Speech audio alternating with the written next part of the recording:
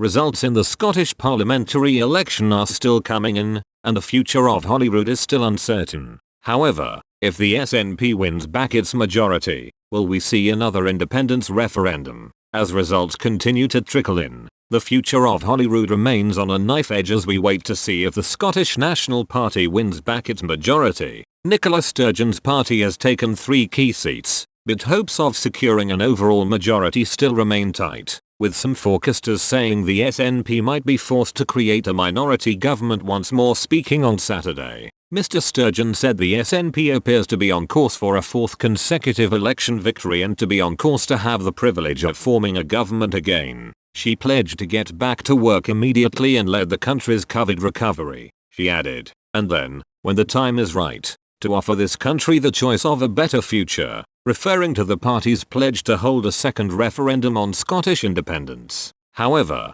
this comes after Prime Minister Boris Johnson told The Telegraph on Friday that he would reject calls for Indirect 2 as it would be irresponsible and reckless. Asked if a strong SNP majority could indicate the desire for another vote, he said, "I think that count is still taking place and we'll have to see what happens. I listened to the Scottish election carefully. My impression was that they, the SNP, moved away from the idea of a referendum, and I think very wisely. I don't think this is anything like the time to have more constitutional wrangling, to be talking about ripping our country apart, when actually people want to heal our economy and bounce forward together. That's what people want." However, it is unlikely the SNP will abandon its calls for a second referendum, and with a pro-independence majority in Holyrood, it will be hard for the Prime Minister to ignore. Speaking on BBC News, Scottish political editor David Wallace-Lockett said, "We're not expecting the SNP, while it looks like it will form the next Scottish government,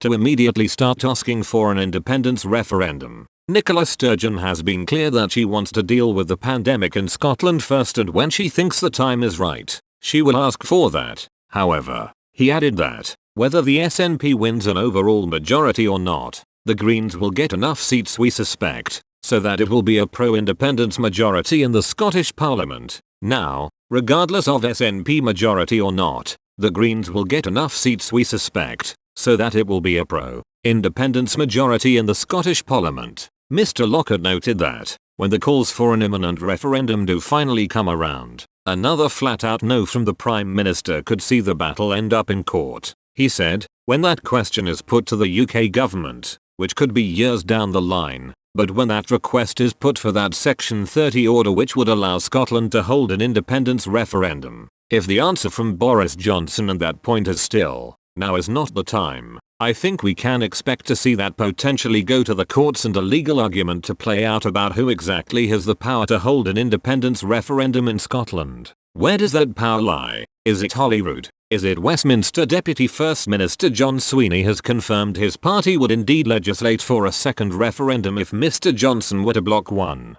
He told BBC Breakfast, "We've said we will take forward legislation to have a legal referendum. We already have put in place some of the legislative arrangements for that process. We will embark on such an agenda should there be a majority for such a proposition in the Scottish Parliament." Mr. Sweeney said that although he was waiting to see the electoral arithmetic of the final results, he was very confident there would be a majority of candidates elected on a programme to deliver a referendum on independence. The constituencies that declared on Friday included 8 of the SNP's top 10 target seats. The Conservatives held Dumfriesshire, which had been one of the SNP's goals, with Oliver Mundell increasing his majority, while Jackson Carlaw held the marginal Eastwood seat for the Tories from the SNP, and Labour's Daniel Johnson held off the SNP challenge in Edinburgh Southern, and the party's deputy leader Jackie Baillie increased her majority over the SNP in Dumbarton.